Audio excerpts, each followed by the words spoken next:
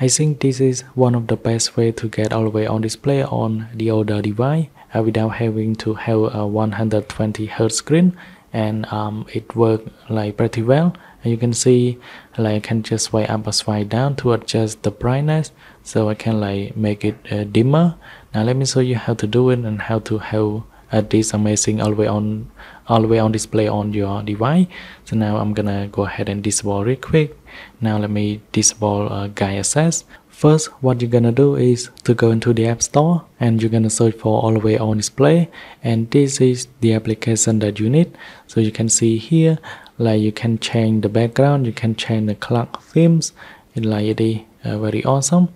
And now what you're gonna do to make it fully working, you need to go into setting, and from setting you're gonna go into accessibility, and from here scroll down a bit, you're gonna find guide access.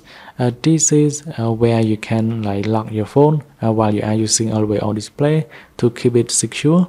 Now I can like enable this button, and I can go into passcode settings, and let me set the passcode for this. So you need to set the passcode for guide access and make sure you remember it, and you can also use the Face ID. And after that, make sure you enable accessibility shortcut as well. And then on accessibility shortcut here, make sure you check on guide access. And after that, you're gonna go back into always on display every time you want to enable it.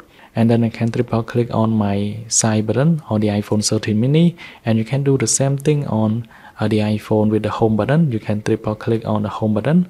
Now let me triple click here, 1 2 3, and you're gonna see guide access is pop up. Make sure you check on it, and then you're gonna see guide access is start.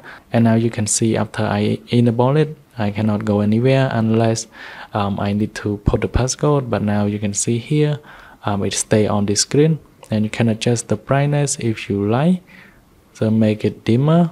And if you want to disable it, just triple click on the side button one more time, and then click on guide access, and then you must enter the passcode for guide access that you have set at the moment. So make sure you remember it when you type the passcode. That this is very essential and very important.